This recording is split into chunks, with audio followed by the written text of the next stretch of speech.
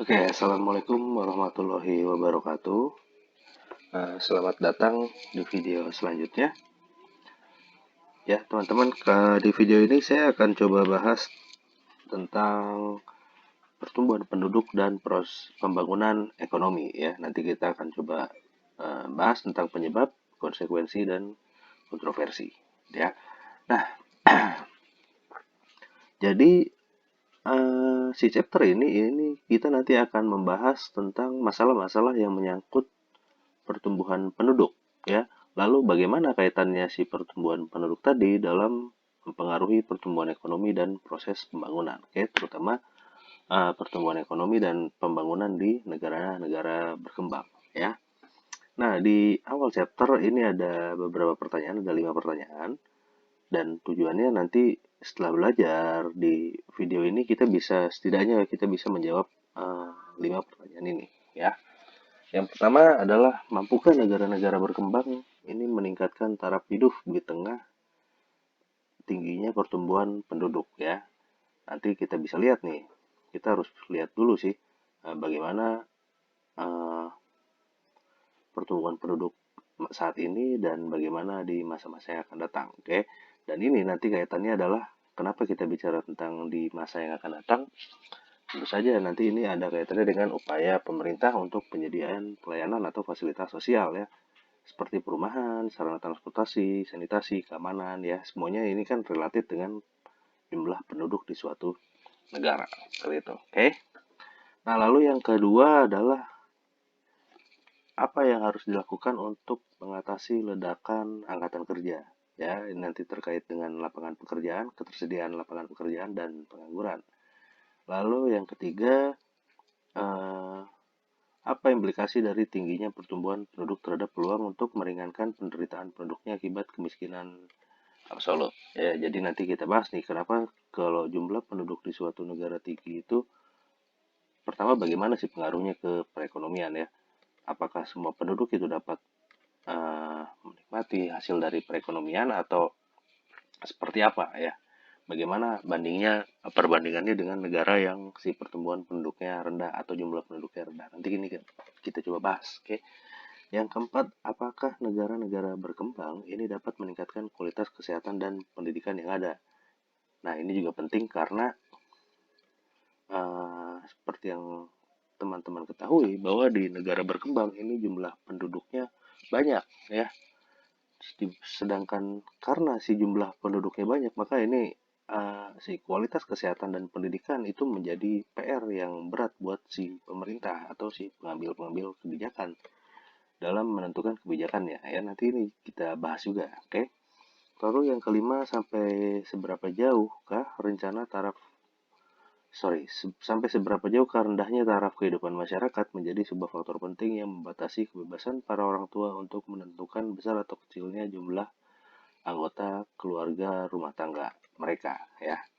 Nanti hubungannya antara kemiskinan dan besarnya jumlah anggota rumah tangga, oke. Kenapa? Karena uh, banyak pendapat bilang bahwa, termasuk di buku ini bilang bahwa si penduduk miskin ini memiliki kecenderungan untuk memiliki jumlah anggota rumah tangga yang besar. Nah, itu nanti alasannya teman-teman akan ketahui di dalam video ini, ya.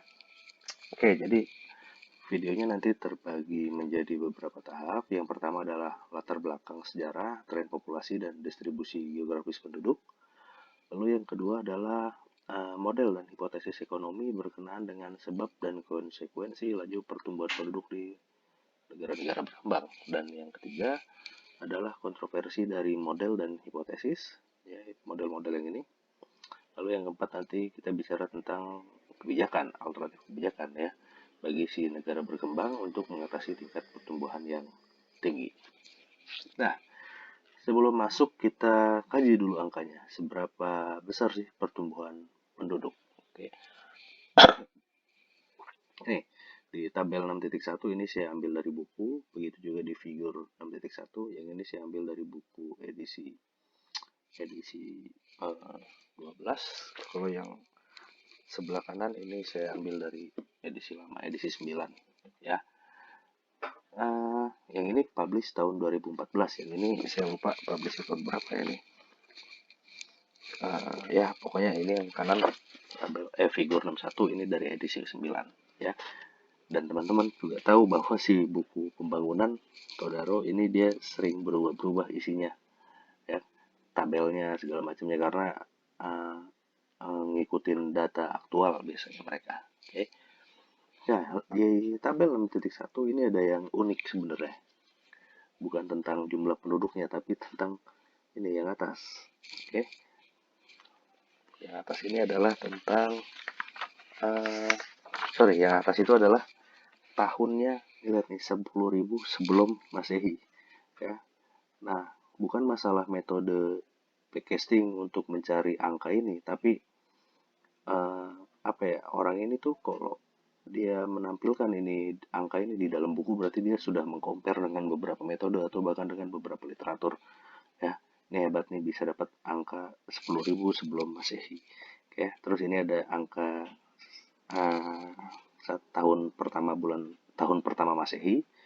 Ya, kesininya sih 1650 normal lah ya sampai dengan 2010. Terus paling baru nanti paling update adalah 2010 dan ada data yang diproject juga sama mereka ini tahun 2050. Yang ini mungkin dihitungnya pakai forecasting. Oke. Selanjutnya di sini ada estimated population dalam juta ya. Terus si 10.000 sebelum Masehi itu jumlahnya adalah cuma 5 juta. Terus si 2010 ini ada berapa berarti ini? 6, kalau ini million yang ini billion ya berarti. Ini juta, ini miliar ya. Bahasa Indonesianya. Oke. Terus ini ada pertumbuhannya seperti apa? Nanti teman-teman bisa lihat lebih detail angkanya di buku ya. Nah, kita ke grafik yang sebelah kanan ini. Ini ada pertumbuhan penduduk dari tahun 1750 sampai di forecasting nih sampai 2050 sampai bahkan sampai 2200 ya. Nah, kalau teman-teman lihat di sini dari mulai tahun 1950, oke, dari titik ini 1950 nih mungkin di sini ya ke tahun 2000 sini hanya butuh 50 tahun kan sini hanya butuh 50 tahun si penduduk dunia itu meningkat dari 2 hampir 3 ya, 2,5 mungkin sampai ini 6 juta, 6 billion, 6 miliar penduduk ya. Sini kan 6, yang ini hampir hampir 3. Ya, berarti kalau kita bisa baca bahwa si penduduk dunia itu meningkat hampir 3 kali lipat di sini kan. Hampir 3 kali lipat peningkatan penduduknya. Oke, hampir 3 kali lipat. Dan ini sebagian besar, bukan sebagian besar lagi, dan 3/4-nya ini dari sini ke sini. Ya, itu sampai yang paling bawah ya, sampai titik nol ini hampir 3/4-nya lebih ini penduduk dunia itu berada di negara berkembang. Ya, ada di negara berkembang. Hampir sebagian besar 80% ya berarti ya. Dan sisanya 20% baru dia ada di negara maju. Oke, dan kalau menurut grafik ini bakal terus tumbuh sampai 2200 nih. Ya, seperti itu. Oke. Lalu ini peningkatannya. Sama juga dia nunjukin bahwa di tahun 50 ke tahun 2000 ini peningkatannya tinggi banget penduduknya. Tapi setelah tahun 2000 ini mulai berkurang ya, sampai dengan 2050 katanya. Terus nah ini ada beberapa. Jadi sejak tahun 50 pertumbuhan penduduk dunia ini mengalami peningkatan yang signifikan. Latar belakangnya karena adanya kemajuan teknologi dan perkembangan ekonomi. Oke, ini yang menyebabkan si pertumbuhan penduduk itu tadi sangat tinggi, hampir 3 kali lipat ya yang ini. Oke, adanya kemajuan teknologi dan perkembangan teknologi. Ya, si kemajuan dan teknologi ini, kemajuan teknologi dan perkembangan ekonomi ini menurut si Todaro, dia dapat mengatasi lonjakan kematian manusia secara besar-besaran. Ya, dimana tadinya misalkan ini teknologinya banyak ya, termasuk salah satunya adalah teknologi kesehatan. Oke, Dan si perkembangan ekonomi ini juga berperan dalam mengatasi lonjakan kematian manusia secara massal seperti musibah kelaparan, wabah penyakit, kekurangan gizi dan lain sebagainya. Ya, nah di sini ada wabah penyakit nih. Kebenaran video ini dibikin karena kita kan nggak bisa kuliah langsung ya, harus kuliah online karena lagi ada corona ya. Saat ini ya memang belum pas video ini dibikin antivirusnya belum ditemukan, oke. Tapi setidaknya angka kematiannya itu tidak sebesar ketika zaman dulu terjadi wabah penyakit ya. Angka kematiannya, persentasenya ya, seperti banyak lah ya wabah-wabah penyakit di tahun-tahun sebelum tahun 1950-an ya. Nah, karena si lonjakan kematian manusia ini secara besar-besaran tadi berkurang, maka penurunan angka mortalitas ini berpengaruh signifikan terhadap melonjaknya pertumbuhan penduduk ya. Karena teman-teman nanti harus terbiasa dengan istilah seperti ini. Ada yang disebut dengan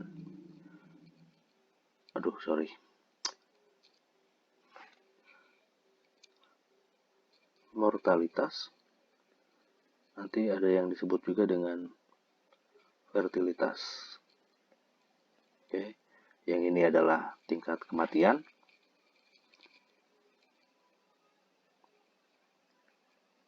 yang ini adalah tingkat kelahiran ya, fertilitas. Seperti itu ya. Ini harus terbiasa dengan dua istilah ini.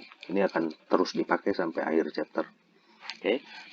Ya, jadi bisa dilihat kan tadi bahwa ini tadi perkembangan teknologi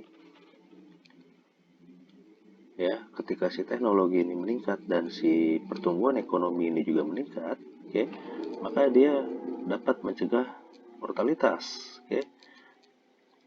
Nah, si mortalitasnya ini turun, tapi di sisi lain, di satu sisi lagi, di sini angka fertilitasnya itu dia cenderung konstan, ya, karena si mortalitasnya ini turun dan fertilitasnya ini konstan, maka si pertumbuhan penduduk ini meningkat seperti itu ya. Yang terjadi setelah tahun berapa tadi, sejak tahun 50-an ke sini ya. Nih digambar sejak tahun 50 ke sini, oke. Atau yang ini melonjak deh sampai tahun 2000. Nah, selanjutnya ini tentang struktur kependudukan dunia. Ya, jadi kata si Todaro, dia bilang bahwa distribusi penduduk dunia itu tidak merata. Oke, kenapa tidak merata? Karena 3/4-nya ini lebih dari 3/4 berada di negara berkembang dan hanya kurang dari 1/4 berada di negara maju. Ya, tadi kan kita bisa lihat di sini ya, hanya 20% yang ada di negara maju, sedangkan di negara berkembang itu ada 80% ya. Terus kita juga bisa lihat di sini bahwa si yang putih ini kan dia negara berkembang nih. Yang abu-abu tua, yang abu-abu ini dia di negara maju ya. Kalau kita lihat jauh banget perbedaannya ya. Ini mungkin di tahun 2000, wah jauh banget ini. Bisa 10% doang kali yang di sini ya. Seperti itu. Oke. Nah, lalu di figur 6.2, figur ini juga saya ambil dari buku. Kita juga bisa lihat nih, katakanlah si negara maju itu hanya berada di sini dan di sini ya, sisanya ini negara berkembang. Berarti ya udah lebih dari 3/4-nya ini ada penduduk, di lebih dari 3/4-nya itu berada di negara berkembang. Oke. Sama juga dengan ini tahun 2010 ya. Terus di forecast juga sampai dengan 2050 nih, dia nge-forecast, si Todaro ini nge-forecast untuk tahun 2050. Sama ya, kalau kita menganggap ini negara maju ya, sedangkan sisanya itu adalah negara berkembang. Yang ini,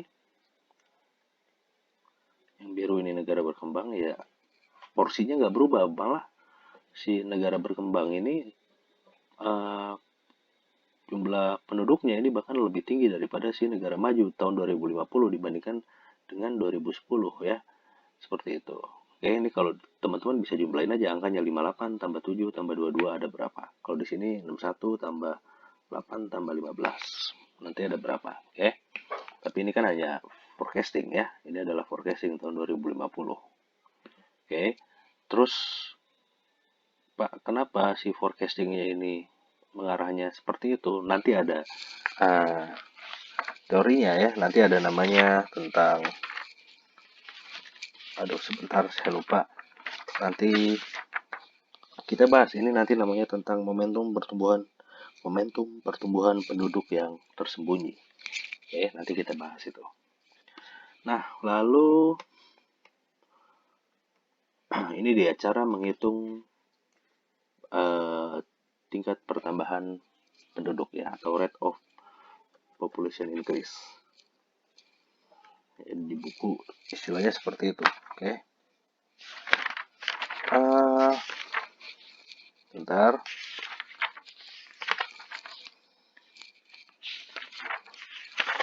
Oke, jadi rumusnya itu adalah ini ya. Pertambahan alami ditambah dengan migrasi internasional neto. Oke.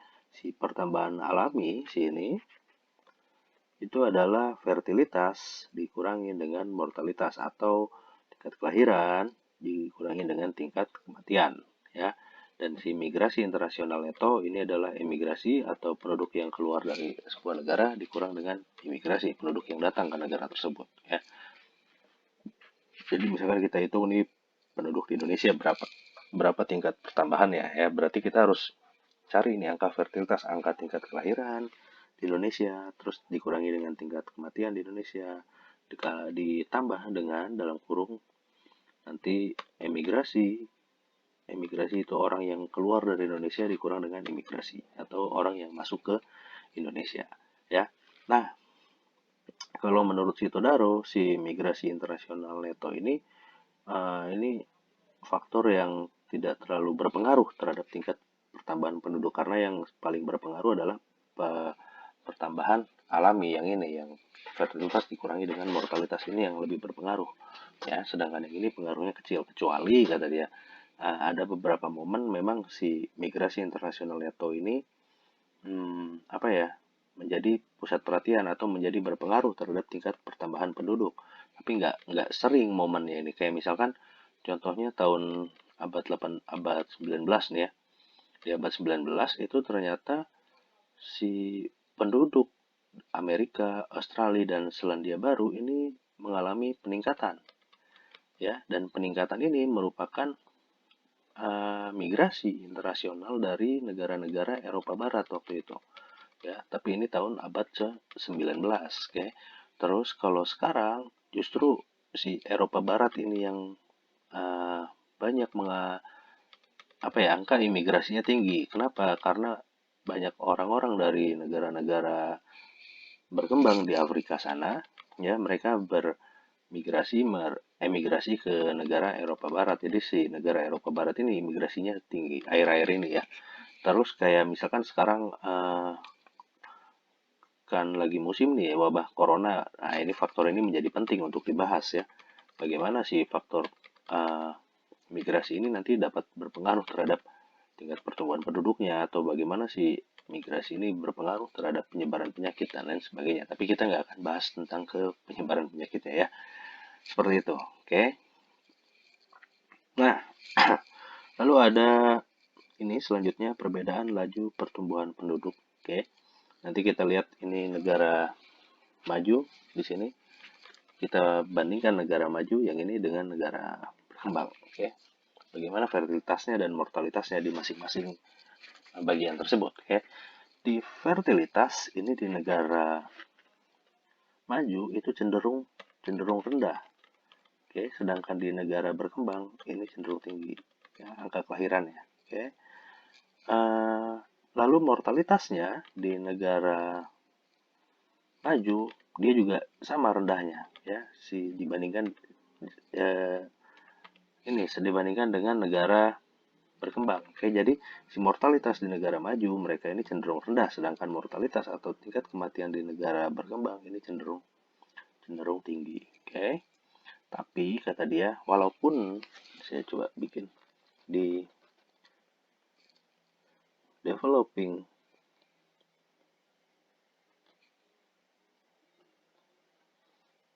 country, ya, si fertilitas dan mortalitasnya ini sama-sama tinggi, tapi si fertilitasnya ini jauh lebih besar daripada si fertilitasnya ini jauh lebih besar daripada si mortalitas, ya. Selisihnya itu jauh lebih besar dibandingkan mortalitas. Ini terjadi di negara-negara berkembang, developing country, ya.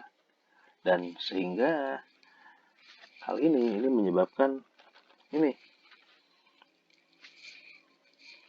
laju pertumbuhan penduduk yang tinggi di negara berkembang, ya. Rata-rata negara berkembang itu tumbuh sebesar 1,3% per tahun atau 1,6% jika kita tidak memasukkan Cina ke dalam perhitungan, ya. Kalau dibandingkan dengan negara berkembang, dengan negara maju, yang ini di negara maju ini rata-rata pertumbuhan penduduknya hanya 0,1% per tahun. Ya, ini menjadi pertanyaan kenapa hal itu bisa terjadi dan apa ininya ya, apa dampaknya. Oke, ini grafiknya, ini buktinya. Ya, ini saya ambil dari buku edisi lama, buku edisi ke-9. Saudara, ini kalau kita lihat tahun 50 dia masih naik kan sampai dengan tahun 60-an nih si negara berkembang. Baru dia mulai perlahan-lahan turun ke 1,8. Tapi turun ke 1,8 ini masih tinggi dibandingkan dengan si negara maju. Karena negara maju dari tahun 60-an ini udah turun nih. Population growth-nya ya, annual rate of apa nih? Increase persen ya, persentase pertumbuhan. Oke. Dia ada di 0,1 di negara maju. Oke. Nah, itu dia perbedaan jumlah penduduk di negara maju dengan negara perbedaan pertumbuhan penduduk di negara maju dan negara berkembang. Nah, selanjutnya ada ini struktur usia dan beban ketergantungan. Oke. Jadi si penduduk dunia itu umumnya terdiri dari manusia berusia muda. Ya. Di negara berkembang orang yang usianya kurang dari 15 tahun itu besarnya adalah 31%.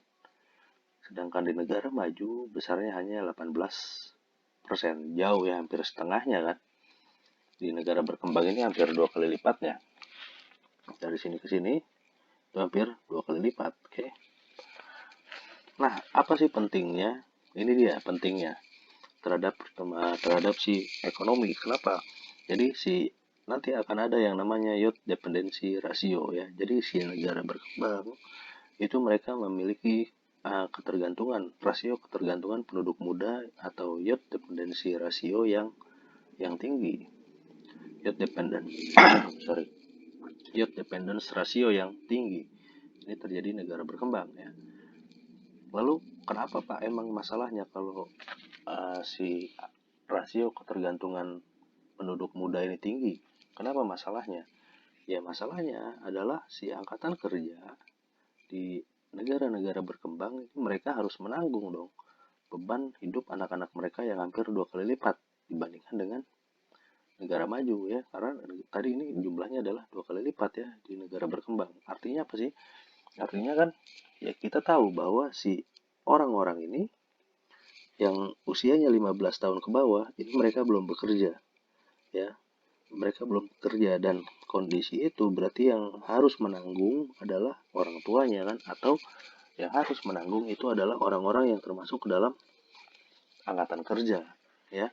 Dan ketika nilai dari ini ketika nilai dari penduduk muda ini tinggi, berarti si angkatan kerjanya harus menanggung lebih tinggi kan, menanggung beban hidup anak-anak muda ini lebih tinggi daripada ketika si angka dari penduduk muda yang rendah seperti contohnya di negara maju. Oke, jadi kalau saya bisa bilang bahwa angkatan kerja di negara berkembang mereka ini harus menanggung beban hidup penduduk muda yang hampir 2 kali lipat dibandingkan negara maju seperti itu. Jadi kasarnya kalau saya tinggal di negara maju saya hanya perlu menanggung 1 anak, tapi kalau ketika saya tinggal di negara berkembang maka saya harus menanggung 2 anak seperti itu. Kurang lebih bahasanya seperti itu ya kalau di dalam satu keluarga. Oke. Nah, Lalu ini nanti kan jelas laju pertumbuhan penduduk yang tinggi ini, oke, dia akan mempengaruhi proporsi penduduk muda yang belum produktif semakin tinggi, ya. Artinya kan tadi, oke, sebentar. Jadi kalau laju pertumbuhan penduduk yang tinggi, maka si proporsi penduduk muda yang belum produktif ini angkanya juga semakin tinggi kan, berarti semakin berat beban tanggungan si penduduk produktif, ya. Dan hal ini tadi disebut juga dengan momentum pertumbuhan populasi atau penduduk yang tersembunyi atau hidden momentum of population growth gitu. Jadi kita tuh nggak tahu loh di balik angka pertumbuhan penduduk yang tinggi ini ternyata wah ada beban yang tinggi di negara-negara itu. Kenapa? Karena si angkatan kerjanya dia harus menghidupi anak-anak mereka yang belum bekerja ini, yang penduduk muda yang belum bekerja, ya. Jadi misalkan seperti ini. Ini kan kita bicara ini generasi pertama ya, generasi pertama. Oke, ini generasi kedua ya. Dan di generasi kedua ini katakanlah jumlahnya 2 kali lipat dibandingkan dengan generasi pertama. Oke, ini kalau si generasi pertamanya ini adalah orang-orang yang hidup setelah masa Soeharto, di mana mereka sudah mengenal KB, keluarga berencana kan. Keluarga berencana ini adalah 2 anak aja cukup ya. Nah, berarti si generasi kedua ini punya jumlah penduduk yang 2 kali lipat dibandingkan si generasi pertama. Oke, kebayangkan di generasi ketiga kalau katakanlah mereka punya anak masih dua, satu keluarga punya 2 anak, berarti ini ada 2 kali lipat lagi ya. Di generasi keempat sama seperti itu juga. Oke, artinya di sini aja, ketika di sini di generasi ketiga ya, terbayangkan bebannya berapa kan. Beban penduduk mudanya pasti lebih besar daripada ketika si generasi kedua ini ya, ketika si generasi pertama menjadi orang tua dan generasi kedua ini menjadi anak ya. Di generasi ketiga ketika si generasi kedua ini menjadi orang tua ya, yang sini anak, berarti penduduk mudanya berapa kali lipat lebih lebih besar lagi kan ketika dibandingkan ketika si generasi kedua. Oke, seperti itu. Nah, lanjut. Ini ada tadi kita coba bahas tentang hidden momentum of population growth. Ya, momentum ini adalah pertambahan penduduk mempunyai kecenderungan untuk terus melaju seolah-olah mengandung ini dia, mengandung daya gerak. Oke. Kenapa? Kata dia, karena ada 2 alasan. Yang pertama, tadi tingkat kelahiran yang tidak mungkin diturunkan hanya dalam waktu singkat. Ya, ini belajar dari pengalaman negara-negara Eropa. Mereka harus ganti generasi dulu, baru bisa nurunin tingkat kelahiran. Sama kayak di Indonesia, zaman zaman nenek saya, ya itu hal wajar ketika orang tua punya anak lebih dari 5, 7, 8, 9, ya, 10, kayak gitu. Oke, tapi begitu di generasi uh, itu kan tadi nenek saya ya, begitu turun ke orang tua saya, mereka tuh udah masuk ke programnya si Pak Harto dulu ya, mantan presiden Indonesia. uh, Punya 2 anak cukup. Dan ya sekarang saya ini terjadi di generasi saya, jumlah anak itu paling maksimal 3, 2, atau bahkan ada keluarga yang cuma punya satu keluarga. Ada hanya jarang ditemui keluarga yang punya anak 7, punya anak 8, atau punya anak banyak lah, pokoknya jarang-jarang banget. Tapi si ini hanya dapat diturunkan tidak dalam waktu yang lama ya. Tingkat kelahiran ini tidak mungkin diturunkan hanya dalam waktu singkat. Oke, itu salah satu contohnya. Ya, dia harus rubah generasi segala macam. Oke, terus itu pun belum tentu berhasil. Ya, terus alasan kedua dari momentum ini adanya struktur penduduk di negara-negara berkembang ya. Jadi si struktur penduduk di negara berkembang tadi kita tahu bahwa mana sih datanya. Nah, ini datanya. Ini tahun 98 ya, ini negara berkembang, ini negara maju. Kalian bisa lihat jumlah penduduk muda yang ini, yang aduh jauh banget ya dibanding dengan negara berkembang, jauh banget ini. Dia nggak nyampe 50% cewek cowok ya, sorry, nggak nyampe 50 juta, sedangkan di negara berkembang 250 juta ini ceweknya ya. Terus yang cowoknya hampir 300 juta. Kalau di negara maju dia cuma 50 juta, cowok, ceweknya, perempuannya, female-nya ya sama kurang lebih segitu, nggak nyampe 50 juta ya. Nah, tadi jumlah penduduk muda yang tinggi. Oh ya, ini di sort berdasarkan umur ya, makin ke bawah makin muda, makin ke atas makin tinggi. Sama yang kanan juga. Oke, ini saya ambil dari buku edisi ke-9. Nah, lalu si jumlah penduduk muda yang tinggi di negara berkembang, ini dia berpengaruh terhadap proporsi jumlah anak dan remaja yang seringkali mencapai 5% dari total populasi. Ya, atau enggak, ini bukan 5%, sorry. Tapi dia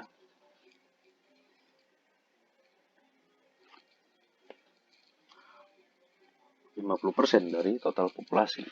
Ya, jumlah anak muda lebih banyak dari jumlah orang tuanya, pasti ini. Ya, jadi ketika anak-anak ini menjadi orang tua, maka jumlah anak mudanya akan menjadi lebih banyak ya. Kayak yang tadi nih saya bilang kan, ini generasi ini ya. Ini generasi pertama, oke. Ini generasi kedua. Ya, katakanlah ini orang tua saya dan ini generasi saya yang kedua. Dan di sini jumlah penduduknya ini 2 kali lipat, oke. Nanti jika si programnya keluarga berencana ini tidak berubah dan behavior dari penduduk Indonesia juga nggak berubah, berarti angkatan generasi saya, mereka akan cenderung untuk punya anak juga 2 kan, berarti di ini, sorry, di sini ya, karena dia 2 kali lipat, kesini juga 2 kali lipat ya, anaknya 2 maksudnya, berarti di sini ada lebih banyak karena 2 kali lipat di sini. Jadi misalkan di sini tadi angkanya ada 3 juta orang, terus karena 2 kali lipat di sini 6 juta orang, dan 6 juta ini dia punya kali 2 lagi, berarti 12 juta orangnya ya. Banyak banget ya, ini kan kali 2, ini juga kali 2. Pertumbuhannya seperti deret urut. Kalau misalkan teman-teman masih ingat di pelajaran matematika ekonomi ya, deret urut tuh yang 2, 4, 8, 16, 32 kayak gitu. Kalau deret kan ada 2, deret urut sama deret ukur. Kalau deret ukur tuh yang 2, 4, 6, 8, 10 gitu ya. Ini tambah 2, tambah 2, tambah 2, tambah 2 gitu kan. Kalau ini kali 2, kali 2, kali 2, kali 2 gitu ya. Ya, si populasi ini bergerak seperti deret ukur dikali jumlahnya. Ya, sorry, dikalikan ininya, selisihnya ya. Nah, ini balik lagi. Jadi ketika anak-anak ini, si generasi yang kedua ini menjadi orang tua, maka jumlah anak mudanya akan menjadi lebih banyak lagi ya. Ini seperti yang saya ceritakan barusan. Oke. Dan momentum ini memaksa setiap negara berkembang ini harus berupaya lebih untuk mengendalikan tingkat populasi seperti itu ya. Dan dari sini kalau teman-teman lihat, ini adalah dia punya 2 anak, ini punya 2 anak, itu juga udah syukur. Biasanya nanti kalau nggak di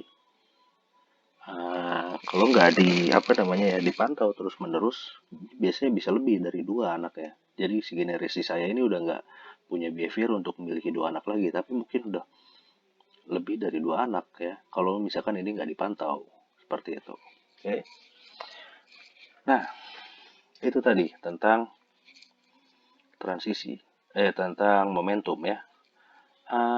Ntar saya coba bersihkan. Lalu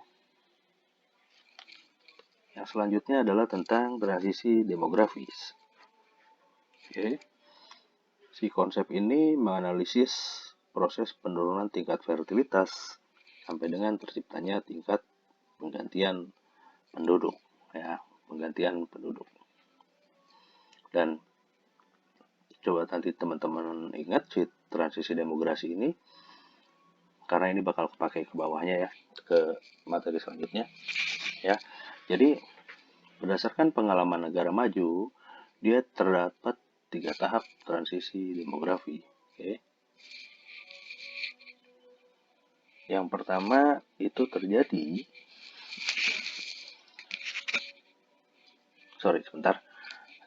Oke, jadi berdasarkan pengalaman negara maju itu terdapat 3 tahap transisi demografi. Yang pertama terjadi sebelum hadirnya modernisasi ekonomi ya.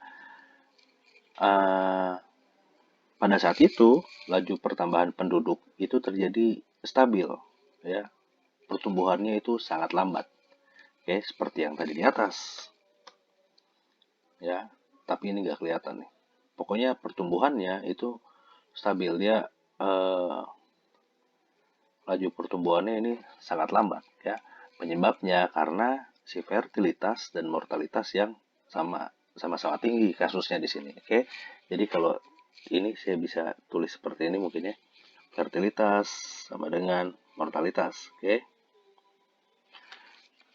Tapi keduanya punya nilai yang sama-sama tinggi. Artinya angka kelahirannya tinggi, tapi tingkat kematiannya juga tinggi, ya. Itu terjadi ketika sebelum hadirnya modernisasi ekonomi di negara maju, ya. Nah, lalu setelah ada proses modernisasi, okay, terjadi perbaikan nih. Pelayanan kesehatannya meningkat, terus gizi dari masyarakatnya meningkat, tingkat pendapatan juga meningkat, dan kesejahteraan juga meningkat. Dan hal ini memperpanjang usia harapan hidup, atau istilahnya adalah life expectancy, di mana tadinya seseorang secara rata-rata itu hidup selama 40 tahun, begitu setelah modernisasi mereka bisa hidup sampai dengan 60 tahun, ya. Dan ketika hal ini terjadi, maka si angka mortalitasnya ini berkurang. Oke. Di sini terjadilah fertilitas lebih besar dari mortalitas, atau tingkat kelahiran lebih besar daripada tingkat kematian. Dan ketika hal ini terjadi, maka ya wajar dong kalau laju pertumbuhan penduduknya tinggi, ya kan, karena fertilitasnya lebih besar daripada mortalitasnya. Jadi uh, laju pertumbuhan penduduknya meningkat. Oke. Nah, teman-teman harus bisa bedakan yang nomor satu sama yang nomor tiga, ya. Yang nomor satu ini fertilitas dan mortalitasnya tinggi, kalau yang di sini fertilitasnya lebih tinggi daripada si mortalitas, karena adanya tadi perbaikan pelayanan kesehatan, perbaikan gizi, pendapatan, dan kesehatan. Oke. Nah, awal dari suatu transisi demografi ini terjadi ketika masa transisi dari keadaan stabil atau dari pertumbuhan penduduk yang lambat, ya, ke pertumbuhan penduduk yang tinggi, ya. Ini sebelum modernisasi kondisi stabil, terus tinggi ini ketika setelah modernisasi. Ini adalah suatu awal dari suatu transisi demografis, oke. Lalu tahap ketiga, nah, ketika lama-lama pertumbuhan penduduknya ini tinggi, masyarakat itu akan mulai sadar bahwa oh, ternyata populasi yang tinggi itu tidak baik dan lain sebagainya, atau banyak hal di sini, ya, kayak tingkat kesejahteraan tinggi, terus kesempatan kerja, kesempatan pendidikan untuk wanita atau gender inequality-nya itu berkurang, atau kesempatan pendidikan dan kesempatan bekerja untuk wanita meningkat dan lain sebagainya, sehingga si angka kelahiran ini turun. Dan kembali lagi bahwa si fertilitas ini sama dengan mortalitas, tapi bedanya yang di nomor satu tadi di sini fertilitas sama dengan mortalitas, ya, tapi kedua-duanya ini sama-sama tinggi. Dan di sini ini terjadi fertilitas sama dengan mortalitas, tapi kebalikannya. Di sini fertilitasnya rendah dan mortalitasnya juga rendah. Seperti itu yang membedakan. Oke. Kalau di bawah tadi yang ini, yang nomor 2, ini terjadi ketika mortalitasnya turun nih. Oke. Tapi fertilitasnya masih tetap tinggi. Ya, dia nggak berubah, konstan. Si fertilitasnya ini tetap aja tinggi dia. Jadi si pertumbuhan penduduknya di yang nomor 2 ini tinggi, seperti itu. Oke. Dan dari sini kembali lagi dong, bahwa kembali lagi ke ini laju pertumbuhan penduduk yang stabil, ya, seperti itu. Itulah transisi demografis. Oke. Nanti kita bahas kenapa setelah modernisasi pembangunan, setelah berjalan lama, fertilitas ini bisa turun. Di antaranya tadi saya bilang ada gender inequality yang semakin menurun, ya. Jadi kalau gender inequality itu menurun, terus kesempatan kerja bagi wanita itu meningkat, pendidikan dan kesempatan kerja bagi wanita itu meningkat, si wanita ini akan cenderung untuk memilih berkarir, ya, dan mereka akan cenderung untuk menghindari menikah muda, itu yang pasti. Oke. Kenapa? Karena ya banyak alasan ya, karena menikah muda itu dapat banyak nih, nanti akan ada cerita selanjutnya. Ya, lalu mereka akan memilih untuk berkarir dan menunda untuk mempunyai anak sehingga masa reproduktifnya lebih pendek. Kurang lebih seperti itu ntar. Oke, coba kita lanjut. Nah, itu tadi di transisi demografis yang terjadi di negara maju. Sekarang kita coba lihat bagaimana transisi demografis yang terjadi di negara berkembang. Oke. Ya, ini ada figur 6.1, nanti mungkin teman-teman bisa baca. Jadi, kalau di negara berkembang yang terjadi adalah tingkat kelahiran atau fertilitas itu tinggi dibandingkan dengan kelahiran di Eropa Barat sebelum revolusi industri. Revolusi industri ini yang tadi nih, modernisasi di negara maju ini terjadi pada saat revolusi industri, ya. Nah, si tingkat kelahiran yang tinggi ini disebabkan adanya tradisi kaum muda wanita di negara berkembang untuk menikah muda, ya. Ini ada tradisinya nih rupanya. Unik juga ceritanya kan. Ternyata di negara berkembang tuh si kaum wanita cenderung untuk menikah muda. Dan ketika mereka menikah muda, maka periode reproduksinya itu menjadi lebih panjang. Ya, kebayangkan kalau misalkan orang menikah umur 25 deh. Ini 25 sampai 35 terakhir bisa melahirkan. Mungkin rata-rata ya, tapi walaupun ada juga yang 40 dan seterusnya. Dan di bawah 40 sih biasanya ya. Ini kalau udah menjadi negara maju, tapi kalau bandingkan ini cuma 10 tahun kan, berarti mereka bisa bereproduksi ya. Tapi bandingkan kalau ketika mereka menikah ketika umur 15 tahun rata-rata. Berarti mereka bisa bereproduksi sampai umur 35, ini adalah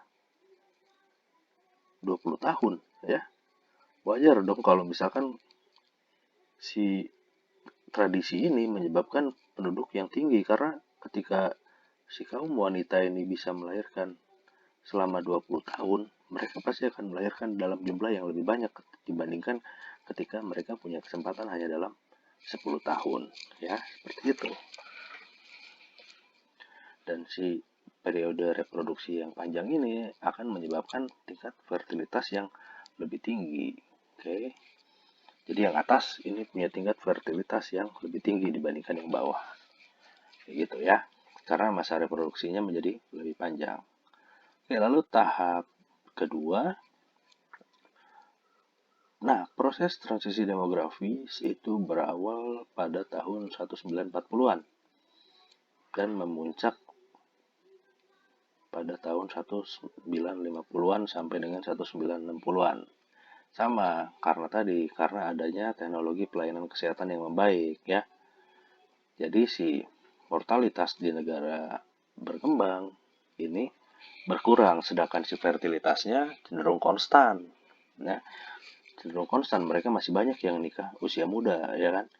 Nah, hal ini menyebabkan laju pertumbuhan penduduknya menjadi tinggi. Oke, tapi tahapan ketiganya, kalau di negara maju tadi kan setelah modernisasi mereka cenderung untuk menurunkan tingkat fertilitas ya, yang ini. Tapi kalau di negara berkembang ini ada dua hal, ada yang 3A itu nanti yang ini, oke, dan ada juga yang 3B yang ini, oke. Kalau yang 3A ini adalah yang berhasil, artinya ya dia meneruskan dari tahap kedua bahwa mortalitasnya itu turun, oke. Mortalitasnya itu turun, tapi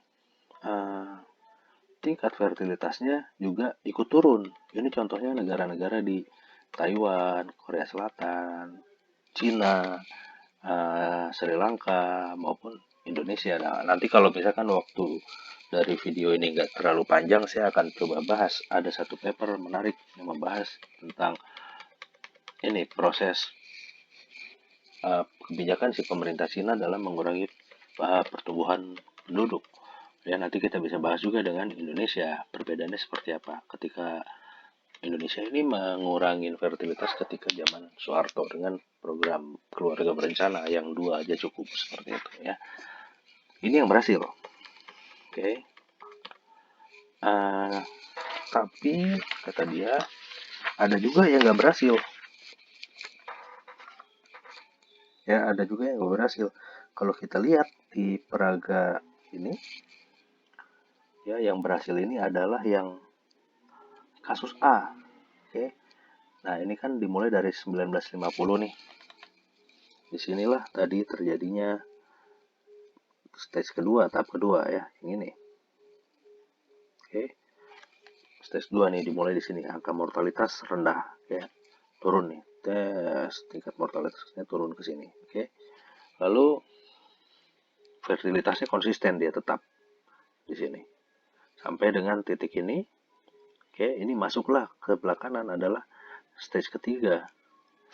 Ya, di mana stage ketiga ini ada yang berhasil. Berhasil tuh yang A, yang ini. Sorry. Ini enggak. Yang berhasil itu adalah yang A dan yang enggak berhasil itu adalah yang B. Yang case yang ini yang tidak berhasil. Oke. Terus kenapa apa ada yang enggak berhasil gitu kan pertanyaannya? Banyak alasannya.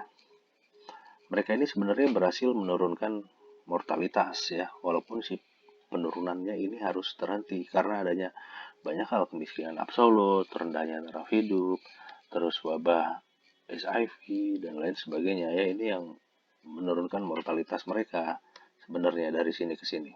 Oke, tapi mortalitasnya itu berhenti hanya nyampe sini nih, nggak seperti yang A. Kalau yang A kan mortalitasnya bisa turun lebih rendah ya, sampai 10%. Kalau yang ini mortalitasnya hanya turun sampai tingkat 20%. Angka kematiannya, berarti angka kematiannya ini masih tinggi di sini ya, karena adanya ini tadi, angka kematian yang tinggi itu karena masih adanya kemiskinan absolut, masih ada rendahnya taraf hidup ya, dan wabah HIV/AIDS yang terjadi waktu periode-periode ini 97 pada periode 50 ke sini ya, akhir 80-an kalau nggak salah periode si wabah HIV itu. Oke. Ini yang terjadi di negara-negara kawasan Afrika Sub-Sahara maupun Timur Tengah. Oke. Nah, dan di sisi lain kata dia fertilitas juga tidak berkurang, sehingga laju pertumbuhan penduduknya tetap aja tinggi dia, kan ada di sekitar sini ya, birth rate-nya nih di sekitar berapa nih, 40, hampir 40% mungkin. Oke. Dan tingkat kematiannya juga masih tinggi, sehingga ya pertumbuhan penduduknya tinggi dia ya, seperti itu.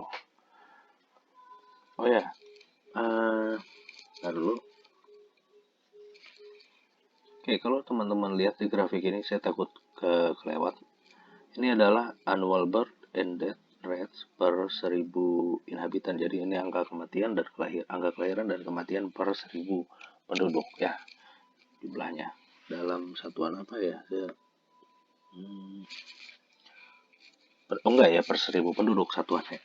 Kayak gitu ya. Berarti ini 40 orang yang lahir per 1000 penduduk. Terus ini 20 orang yang mati dari 1000 penduduk. Dan yang di case A, termasuk yang Indonesia, ini adalah 10 orang per 1000 penduduk. Ya. Tahun ini ya, tahun 2000-an ke sini ya. Dengan tahun 1950 ini masih tinggi Indonesia.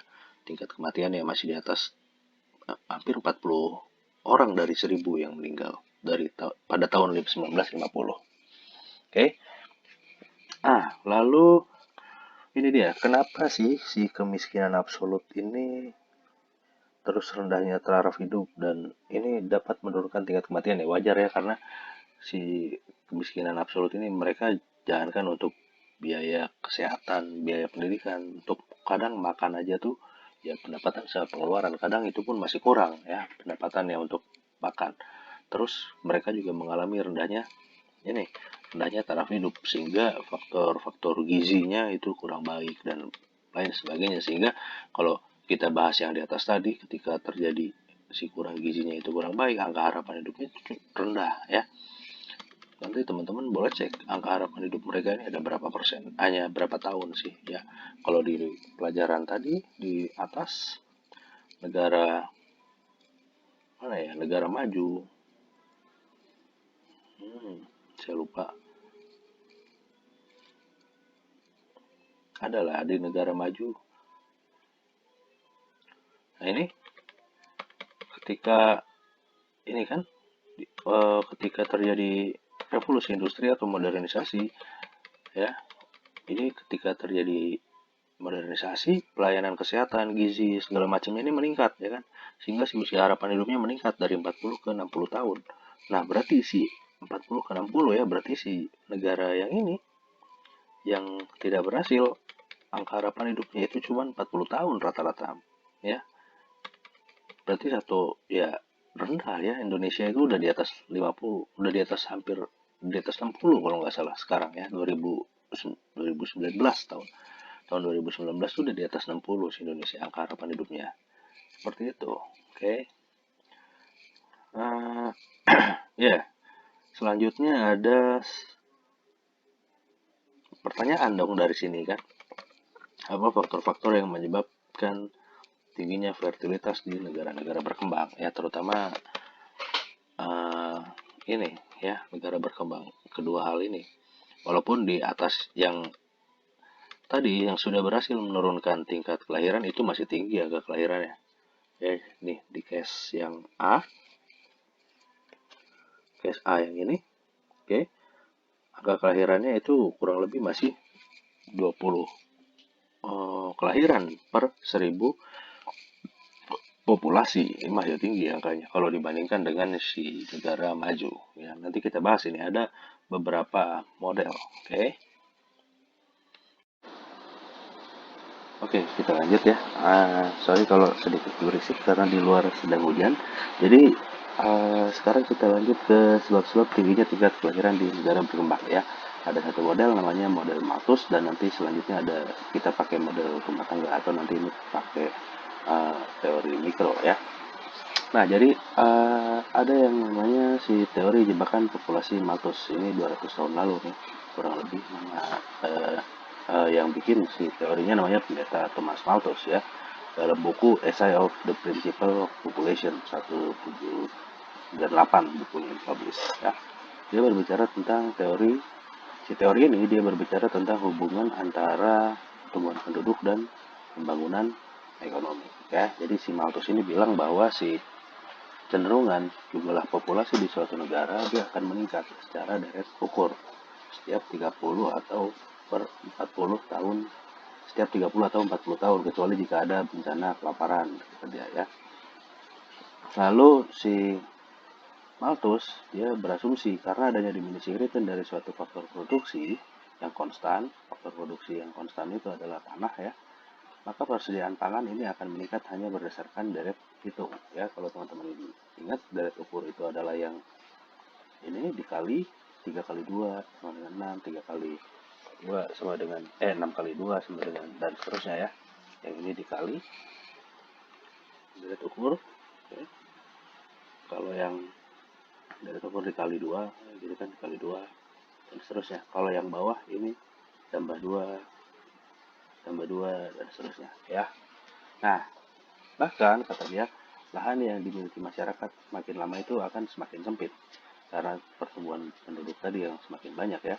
Maka kontribusi marginalnya terhadap total produksi pangan ini akan semakin menurun, ya. Si pertumbuhan pengadaan pangan lebih lambat daripada pertumbuhan penduduk yang terjadi. Oke. Nah, lalu si ini pertumbuhan pengadaan pangan ini disebut juga dengan pendapatan per kapita, ya. Di mana negara maju kan kita tahu dia kebanyakan bergerak di sektor tradisional, ya, pertanian subsisten, ya. Jadi pendapatan per kapita atau produksi pangan per kapita ini cenderung terus mengalami penurunan, ya. Segenap populasi harus bertahan pada kondisi di mana semua penghasilan ini hanya cukup untuk mengganjal hidup saja.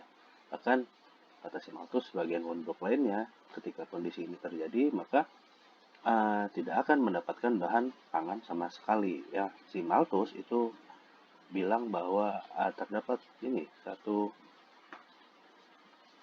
konsep tentang penawaran kesadaran modal atau modal moral restraint, ya, untuk membatasi jumlah kelahiran. Oke, itu adalah satu-satunya cara untuk mengatasi rendahnya taraf hidup yang kronis dan kemiskinan absolut di negara berkembang, ya, di kalangan setiap penduduk. Dan ini moral restraint ini harus terjadi di setiap kalangan penduduk dan kesediaan untuk membatasi jumlah kelahiran. Oke.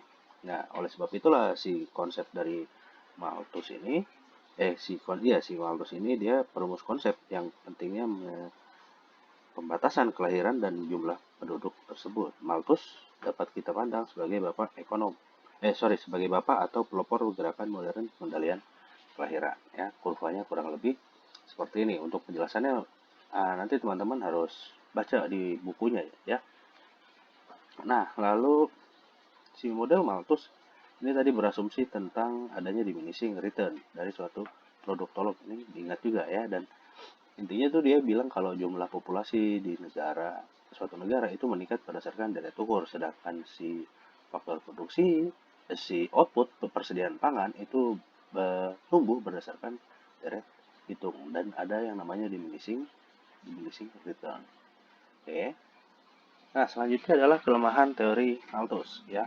Yang pertama, dia tidak memperhitungkan dampak kemajuan teknologi dalam produksi pangan tadi ya. Dimana kita tahu bahwa yang dengan adanya kemajuan teknologi, ya walaupun si ketersediaan lahan yang terbatas ini benar adanya, tapi dengan kemajuan teknologi, hasil persediaan lahan ini, hasil pakan yang diperoleh itu dapat lebih banyak, ya kan? Nanti yang terjadi increasing return to scale, bukan decreasing return to scale. Ini gambarnya si Malthus dan kritik. Kalau yang di sini ini ada income ini adalah menunjukkan tadi ya hasil produksi pangan, sedangkan yang titik-titik ini adalah populasi growth. Nah, si Malthus bilang bahwa si pertumbuhan produksi pangan ini akan decreasing return to scale sampai suatu saat terjadi kondisi si populasi itu lebih banyak daripada dari sini juga nih, di populasi itu lebih banyak daripada kondisi pangannya ya, daripada jumlah ketersediaan pangan ya. Tapi dengan adanya teknologi dibilang ya, si orang-orang yang mengkritik itu dibilang bahwa si teknologi itu dapat membuat hasil produksi pakan lebih banyak.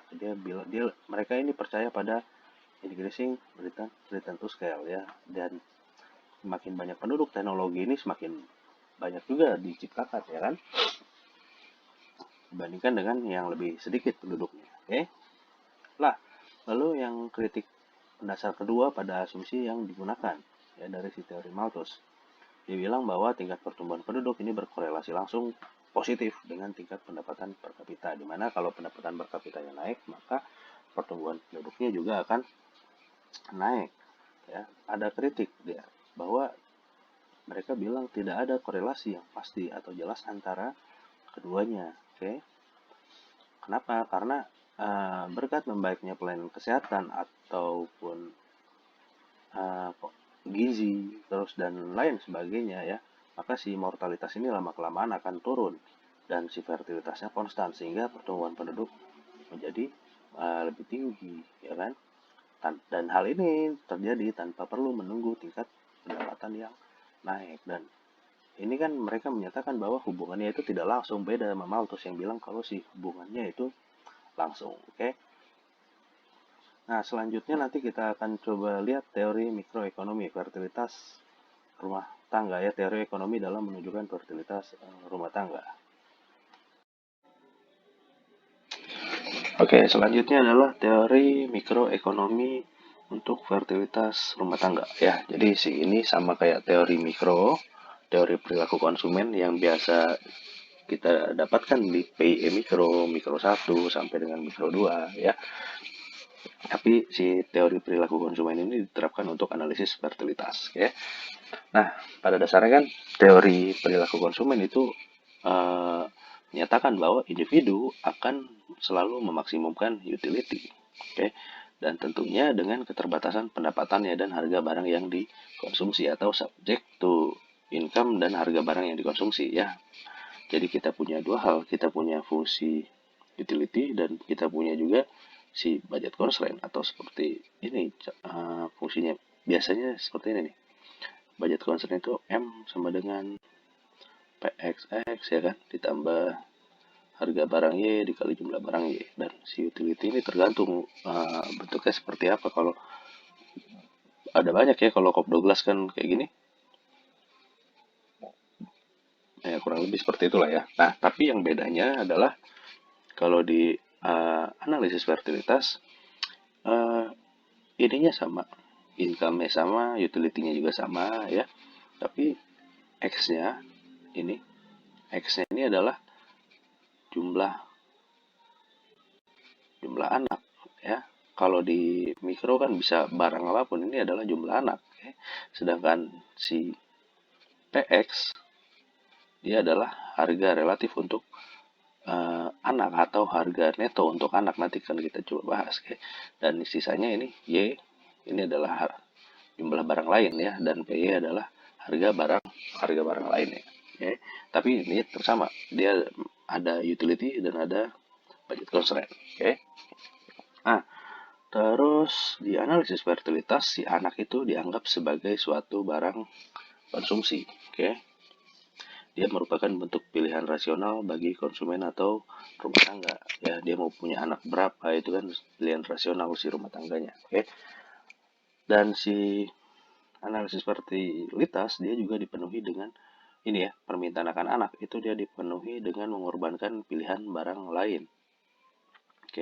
Artinya nanti akan berlaku efek substitusi dan efek pendapatan ya. Lalu asumsinya kan normalnya seperti itu juga, seperti ini nih, kayak seandainya faktor lain dianggap konstan atau ceteris paribus, maka jumlah anak yang diinginkan akan dipengaruhi secara langsung oleh pendapatan keluarga ya. Semakin besar pendapatan keluarganya, maka semakin besar jumlah anak yang diminta, semakin banyak jumlah anak yang diminta ya. Normalnya seperti itu, manusiawi kan. Nah, lalu yang kedua sebaliknya, jika jumlah anak yang diinginkan akan berhubungan negatif dengan harga relatif. Ini seperti biaya-biaya pemeliharaan ya, ada biaya kesehatan, biaya pendidikan ya, dan lain sebagainya, serta kuatnya keinginan orang tua untuk memiliki barang lain ya. Ini yang Y-nya tadi ya, preferentif ya, gimana mereka mau pilih banyak anak atau mau pilih punya barang lain. Sehingga si fungsinya itu bisa seperti ini ya. Permintaan anak merupakan fungsi dari pendapatan atau Y, lalu ada PC atau harga neto anak, lalu ada PX harga barang lain, dan ada TX preferensi terhadap barang-barang selain anak ya. Dan X-nya ini bisa lebih dari satu barang ya. Ini keterangannya. Si CD ini adalah permintaan anak, ya adalah pendapatan household, pendapatan rumah tangga, lalu PC ini adalah harga neto anak, PX harga barang lain, dan TX adalah preferensi terhadap barang-barang selain anak. Yang menarik, yang beda ada di sini PC. Si PC ini atau harga neto anak dia adalah selisih antara biaya-biaya yang telah diperhitungkan terlebih dahulu atau anticipated cost, khususnya biaya oportunitas dari waktu yang diluangkan oleh sang ibu untuk mengurus anak, dengan perhitungan segenap manfaatnya ya, manfaat dari memiliki banyak anak, termasuk nanti salah satunya adalah penghasilan tambahan atau pendapatan tambahan yang diharapkan dari sang anak ketika mereka beranjak dewasa. Berarti di PC ini ya, mereka ini adalah sebuah fungsi cost dikurangi dengan benefit ya, cost dikurangi dengan benefit ya kan. Ketika si cost-nya ini lebih besar daripada benefitnya, ketika si orang tua menganggap bahwa cost-nya ini lebih besar daripada benefitnya, maka si permintaan akan anaknya semakin tinggi.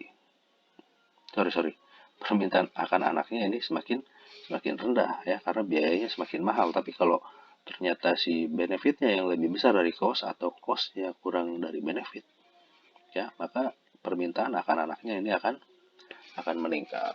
Seperti itu ya. Inilah harga. Ini bukan permintaan akan anak, tapi ini adalah harga ya. Jadi kalau bentar saya coba bersihkan. Jadi kalau si cost-nya lebih besar dari benefit, maka harga untuk memelihara anak ini menjadi harga neto anaknya menjadi mahal. Sedangkan kalau si cost-nya kurang dari benefit, maka si harga neto untuk memelihara anak, untuk memiliki anak itu menjadi relatif lebih murah. Dan kalau kita lihat di bawahnya nanti, nah ini kalau kita turunkan si fungsi ini terhadap pendapatan, fungsi permintaan anak terhadap pendapatan, hasilnya ini pasti turunannya harus lebih besar dari nol ya. First different equation atau turunan pertamanya harus lebih besar dari nol. Artinya semakin tinggi penghasilan keluarga, maka semakin besar pula permintaan akan anak. Ini manusiawi, oke.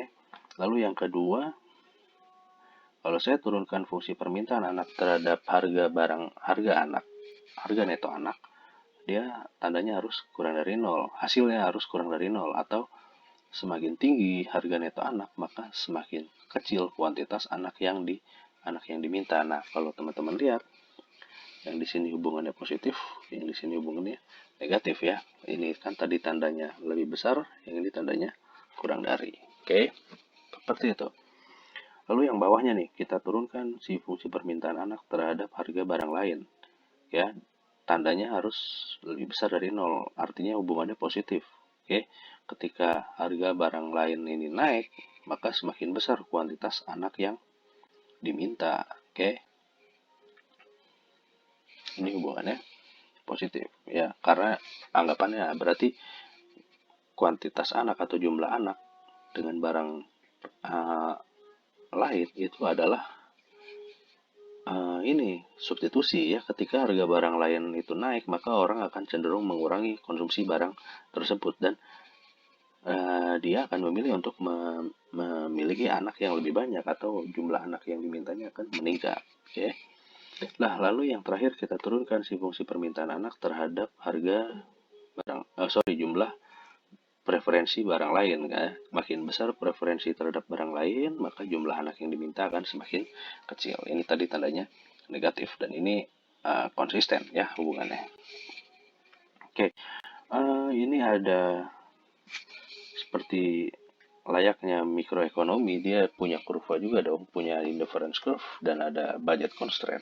Oke, dan normal juga si indifference curve-nya. Ini kita punya 4 ya, ada indifference curve 1, indifference curve 2,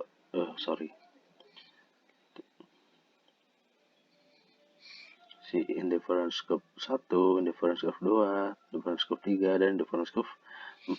Oke, dimana yang semakin ke atas kurva si indifference curve, ya berarti tingkat kepuasannya atau utility-nya semakin tinggi.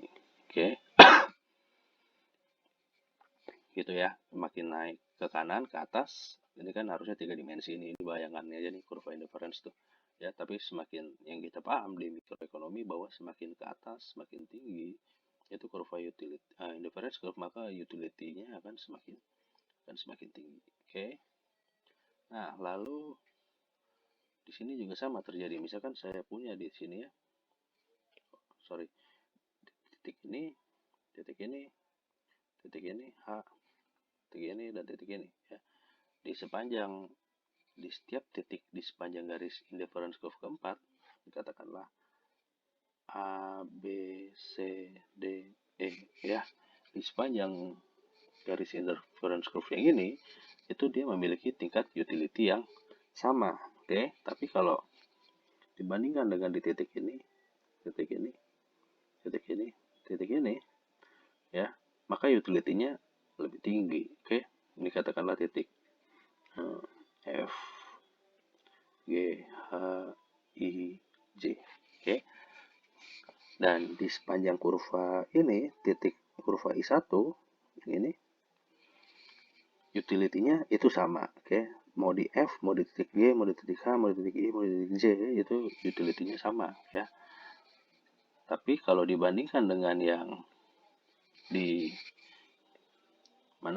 titik ini A, B, C, D, E, jelas lebih tinggi utility di atau tingkat kepuasannya itu lebih tinggi di titik yang ini, di kurva indifference curve 4. Itu konsep yang sama seperti si mikro ya. Dan kita tahu bahwa I1 itu kurang dari I2, I3 kurang dari I4 ya, atau I4 ini yang paling tinggi utility-nya dibanding I3, dibanding I2, dibanding I1 ya. Dan I3 ini lebih tinggi daripada I1 dan I2, tapi dia lebih rendah daripada I4 utility-nya, dan seterusnya. Oke. Nah, lalu ada juga kendala pendapatan. Ini kan digambarin oleh si budget constraint, ya. Nah, kita punya berapa budget constraint ini? Ada yang ini. Oke. Dari A ke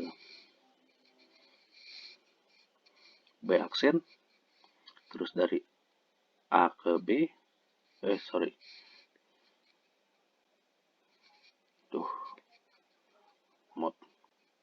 dari A ke B, ya. Terus kita juga punya A ke B aksen, oke, yang ini A ke B, terus ini A ke B aksen, ya. Yang kedua, terus kita punya A aksen ke B aksen, ya, dan kita punya dari titik C ke titik D. Oke. Ini dia beberapa budget constraint yang ada dalam kurva ini, oke. Tapi bentar, sorry. Nanti perlu teman-teman perhatikan bahwa saya akan coba beberapa simulasi, tapi semuanya itu akan bermula dari ini, dari dari budget constraint A ke budget constraint yang B. Itu titik mulanya, ya. Berarti yang lain ini adalah perpindahan, ya. Gimana kalau terjadi kenaikan harga barang lain, gimana kalau terjadi kenaikan upah, nanti ini yang bergerak yang sisanya. Tapi titik awalnya atau budget constraint awalnya itu adalah budget constraint dari A ke B. Oke. Nah, lalu ada yang namanya seperti biasa, ya, kondisi optimal. Kalau kita tahu di PIE atau di mikro gitu kan. Bentar. Ini gitu. Aduh, lama banget.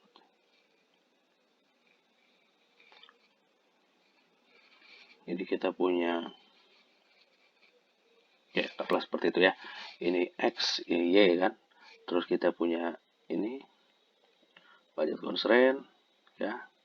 Dan kita punya kurva utility, ya. Biasanya kalau di mikro kan ini X star disebutnya, terus Y star gitu kan.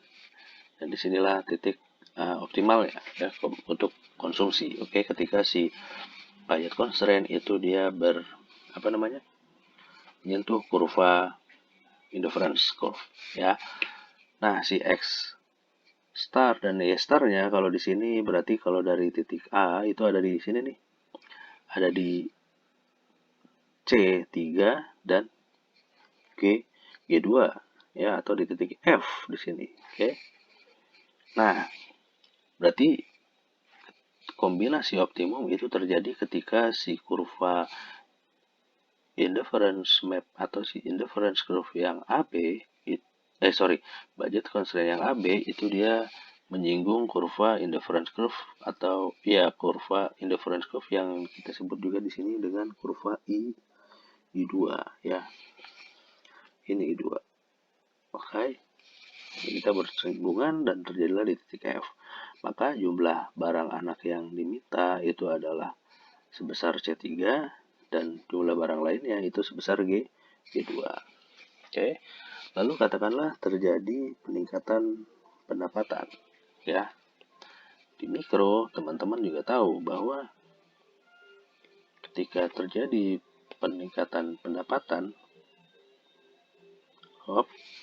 yang bergerak adalah garis indifference curve-nya ini, garis budget constraint-nya ini naik, ya.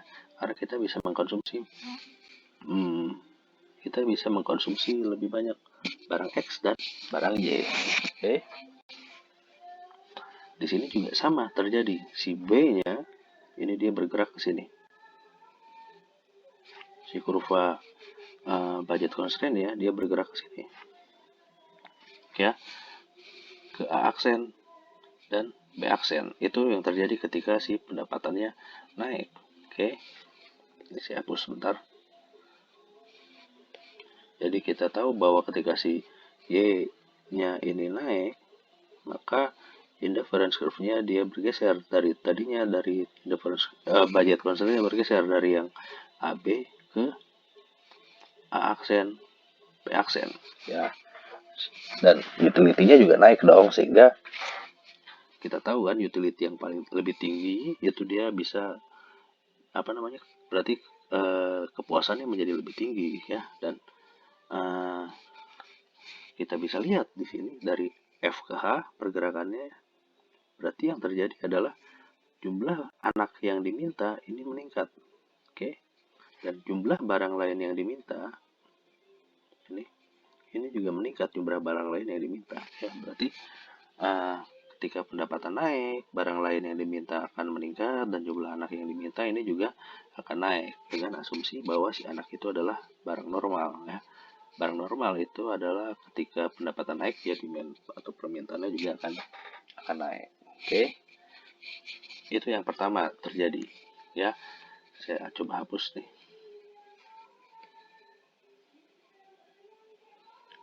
Lalu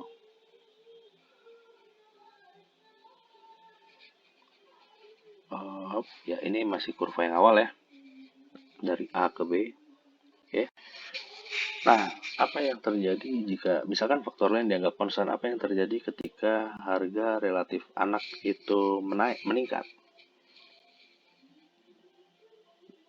Oke, yang kita tahu di kurva di kurva mikro biasa, ini X, ini Y, ya, dengan budget constraint, ya, dia ini adalah budget constraint ya. Dan kalau ada misalkan terjadi kenaikan pada harga barang X, apa yang terjadi? Kurvanya akan bergeser seperti ini kan, ya, sehingga si Y-nya ini konsumsi Y-nya tetap, sedangkan konsumsi si X-nya turun ya, dari X ke X star misalnya. Oke, seperti itu. Nah, ini juga terjadi di sini. Oke. Jadi terjadi dari kurva B itu dia bergeser dari kurva B ke B double absen ya. Artinya kalau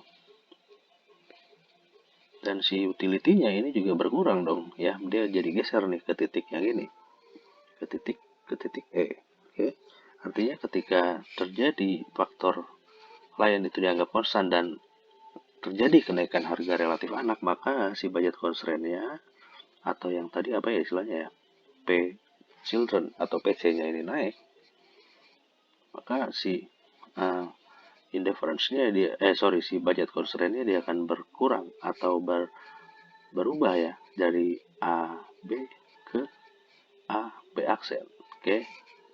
Nah, lalu si indifference-nya ini juga akan berubah dari I2 ini berubah ke I1. Oke, seperti itu ya. Sehingga kalau dilihat di sini nilai jumlah anak yang diminta ini akan berkurang pasti ya, dan sama jumlah barang lainnya juga akan berkurang ke sini.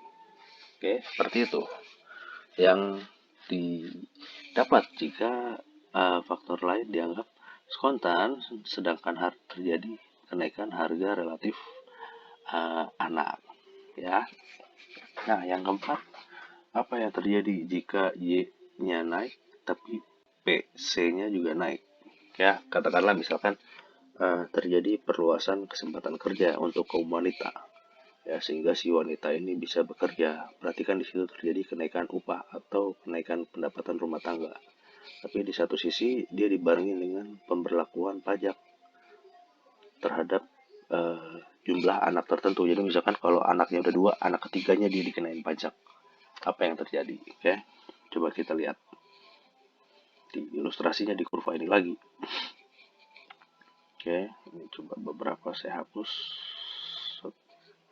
Nah, yang terjadi adalah itu mau bener nih. Bentar. Ini yang awal. Oke. Yang merah ini adalah yang awal.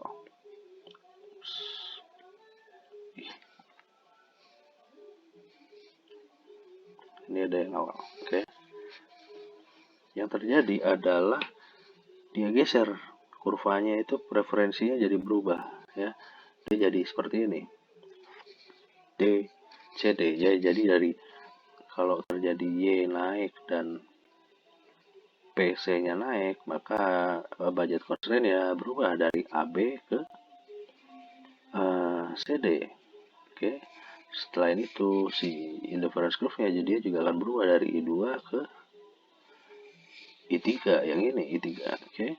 I3 sehingga ini dia jumlah anaknya kan berkurang ya, karena tadi terjadi kenaikan harga neto anak ya. Lalu selain pendapatan berkurang, selain jumlah anak yang diminta berkurang, yang terjadi selanjutnya adalah ini. Ini kan titik keseimbangan barunya di sini kan. Nah, konsumsi barang lain itu akan meningkat ya. Jadi kalau misalkan si perluasan kesempatan kerja untuk wanita ini meningkat, terus mereka akan memiliki pendapatan yang lebih besar, tapi diiringi dengan pemberlakuan pajak terhadap anak setelah jumlah tertentu, maka jumlah anak yang diminta itu bakal berkurang, sehingga barang lainnya akan meningkat. Ya, ini kan dua hal yang berubah, bandingkan dengan yang pertama. Kalau pertama, yang berubah hanya pendapatan. Ketika pendapatannya naik, ya otomatis jumlah anak yang dimintanya akan naik dan barang lain juga akan naik. Tapi kalau yang pendapatannya naik tapi harga barang lain juga naik, maka yang terjadi adalah jumlah anak yang diminta akan berkurang, tapi tapi jumlah barang lain yang diminta itu akan meningkat. Oke, dan ketika barang lain ini meningkat, berarti bagi si keluarga miskin dia kan bisa memperbaiki kesejahteraan rumah tangga, ya kan, seperti itu. Oke, saya harap bisa dibedakan ya antara ini yang awal, kombinasi pertama ya optimal, ini yang dasar nih, dari A ke B. Terus ini yang kedua jika terjadi kenaikan pendapatan. Yang ketiga, jika terjadi kenaikan relatif anak, harga relatif anak, ya, dan faktor lain dianggap konstan. Yang keempat, jika si nomor 2 dan nomor 3-nya ini naik secara bersamaan, ya, Y-nya pendapatannya naik dan harga relatif anaknya juga naik. Oke, itu yang terjadi. Ya, teman-teman harus bisa bedakan ini. Oke. Nah, lalu ini dia permintaan anak di negara berkembang. Oke. Permintaan anak di negara berkembang ini dipengaruhi oleh preferensi rumah tangga atas jumlah anak, terus harga atau biaya oportunitas dari kepemilikan anak, dan hasil penghasilan keluarga ya. Jadi bagi masyarakat miskin, si anak itu dipandang sebagai investasi ekonomi. Oke. Di negara-negara berkembang, faktor kultural dan psikologi ini turut menentukan jumlah anak. Oke. Kalau si buku Todaro dia bilang bahwa anak pertama sampai ketiga itu masih disebut dengan barang konsumsi. Sedangkan kalau anak keempat dan seterusnya itu disebut juga dengan investasi. Oke. Kenapa investasi? Karena nilainya tambahan dari dari 3 ke 4 dia nambahkan, atau marginal children. Ini nanti berlaku cost benefit ya pasti ya kalau kita memilih investasi ini. Benefitnya apa? Kenapa mereka nganggap ini investasi? Karena ya jadi anak pertama dan ketiga ini nggak usah dihitung lagi ya, 1 sampai 3 ini kayak kalau di negara berkembang ini kayak udah kewajiban gitu kan ya. Sedangkan keempat ini baru dia pilihan, dia mau nambah anak keempat atau enggak ya. Sedangkan anak pertama sampai ketiga dia udah kayak kewajiban gitu kan. Nah, ketika si tambahan anak keempat ini mereka akan sebut anak itu sebagai barang investasi, bukan lagi barang konsumsi ya. Kenapa disebut barang investasi? Karena ada beberapa benefit dan ada cost-nya. Yang pertama, benefitnya adalah si anak ini dianggap sebagai jaminan di hari tua dan anak itu dapat dipekerjakan. Oke. Dan kedua hal ini dia itu merupakan tambahan pendapatan bagi si keluarga ya. Tapi selain itu si keluarga juga harus menghadapi cost-nya, biayanya adalah opportunity cost atau waktu sang ibu untuk mengurus anak, dan biaya aktual ini seperti biaya pendidikan, biaya kesehatan, dan lain sebagainya. Nah, biasanya inilah yang menjadi dilema bagi keluarga di negara berkembang. Ya, mereka akan memilih 3 anak aja atau sedikit anak, tapi dengan sekolah yang setinggi mungkin, sehingga ketika mereka besar ya, karena mereka setinggi mungkin sekolahnya, mereka bisa punya pekerjaan yang lebih layak, dan si pekerjaan yang lebih layak itu penghasilannya lebih tinggi daripada mereka yang sekolah tidak setinggi di keluarga ini ya, ceteris paribus. Oke. Lalu dilema yang kedua adalah kalau anaknya banyak ya. Anaknya banyak bagi keluarga miskin ini biasanya terjadi di di rural area, keluarga-keluarga kurang mampu di area pedesaan. Si anak ini biasanya sebagai tambahan tenaga kerja, kayak misalkan bantu orang tuanya ngurus kebun, bantu orang tuanya ngurus ternak, bantu orang tuanya ngurus kolam apapun itu ya, mereka dihitung sebagai tambahan tenaga tenaga kerja, sehingga kemungkinan sekolahnya minim karena si keluarganya pun harus membayar banyak anak untuk sekolah, dari mana uangnya gitu kan, sedangkan mereka adalah keluarga kurang mampu tinggal di pedesaan ya. Nah, itulah dilemanya. Oke, itu kondisi permintaan anak yang terjadi di negara negara berkembang ya. Biasanya si keluarga yang menengah ke atas mereka akan memilih anak yang dalam jumlah sedikit, sehingga anaknya ini bisa sekolah setinggi mungkin ya, dan mendapatkan penghasilan yang lebih tinggi dibandingkan keluarga yang kedua ini, golongan menengah ke bawah. Oke, lanjut. Ini ada teori tradisional perilaku konsumen di negara berkembang ya. Jadi harga relatif atau biaya anak ini kita tahu tadi bahwa ketika harga relatif atau biaya anak ini naik, maka kita akan lebih sedikit ya untuk meminta anak tambahan, oke? Atau harga relatif atau biaya anak ini naik, maka permintaan akan anak akan turun ya. Itu kan tadi ini ya simulasi mikronya seperti itu ya, ekonominya. Nah, si harga relatif anak ini itu dipengaruhi oleh beberapa faktor ya. Yang pertama adalah kesempatan pendidikan atau bekerja untuk wanita. Oke, yang kedua adalah meningkatnya biaya sekolah, ini udah pasti. Dan yang ketiga adanya undang-undang batasan minimum anak untuk bekerja. Ini yang akan terjadi di sini tadi. Ya, kalau dibatasin umur minimumnya, harga biaya akan anak ini akan naik. Oke. Jadi katakanlah tadinya 10 tahun dia udah dipaksa buat bekerja, sehingga kalau pulang sekolah anaknya harus kerja dan lain sebagainya, karena mereka nggak bisa kerja otomatis pendapatannya akan berkurang gitu kan. Itu kan sama aja dengan harga relatif atau harga relatif biaya anak ini meningkat, seperti itulah ya. Nah, saya akan coba bahas yang ini. Yang pertama, kesempatan pendidikan dan bekerja untuk wanita. Kenapa dia mempengaruhi harga relatif anak?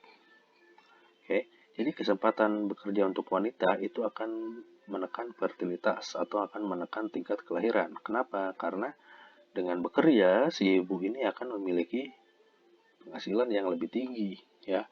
Dan ini udah merupakan harapan dari semua orang, saya rasa nggak cuma wanita, tapi pria juga seperti itu. Oke. Lalu yang kedua, dengan memiliki penghasilan yang lebih tinggi, si ibu ini, dan dengan dia bekerja ya tentunya, si ibu ini semakin sedikit waktunya untuk membesarkan anak. Oke, sehingga terakhir jumlah anak yang diinginkan dari si ibu ini akan berkurang. Itulah yang terjadi jika si suatu negara memiliki kesempatan memberikan kesempatan bekerja yang lebih tinggi untuk si wanita daripada negara yang kesempatan kerja untuk wanitanya rendah ya. Seperti itu. Jadi kalau di negara-negara maju atau di kota deh, saat ini kita bisa lihat teman-teman mungkin yang wanita merasa di sini, gue harus kerja, gue selesai kuliah saya harus kerja, selesai kuliah saya harus punya penghasilan sendiri. Mungkin saya akan menunda usia pernikahan saya sampai umur tertentu, baru saya mau punya anak nanti di umur sekian, ya kan? Seperti itu. Ya, itu karena teman-teman ada di lingkungan perkotaan, oke? Coba bandingkan kalau misalkan teman-teman misalkan mungkin lulus SMP, saya lulus SMP nikah deh, kan? Ya udah, mau kerja pun terbatas tempat kerja yang mau menerima ya. Dan teman-teman punya tadi masa reproduktif yang lebih lama dibandingkan ketika teman-teman harus kuliah dulu, cari kerja dulu dan lain sebagainya ya. Seperti itu pengaruhnya. Oke. Dan kebayang kan kalau misalkan di negara kita itu kesempatan bekerja untuk wanitanya rendah misalkan. Ya teman-teman tuh nggak akan bisa bekerja seperti uh, pria, misalkan kerja apa ya, kerja di bank atau kerja di manapun itu kesempatannya hanya untuk pria bukan untuk wanita. Ya udah, pasti teman-teman akan memilih untuk menikah di usia yang lebih muda dan lain sebagainya karena teman-teman gak bisa bekerja.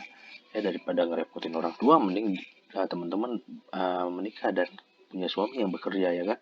Seperti itu, menikah semudah mungkin dan punya suami yang bekerja, akhirnya masa reproduktifnya lebih lama. Itu yang terjadi ketika si negara kesempatan bekerja untuk wanitanya rendah, ya seperti itu. Oke, lalu ini ada konsekuensi tingginya tingkat fertilitas. Oke, yang pertama, kenaikan jumlah penduduk itu bakal menurunkan tingkat pendapatan per kapita. Ini udah pastilah ya.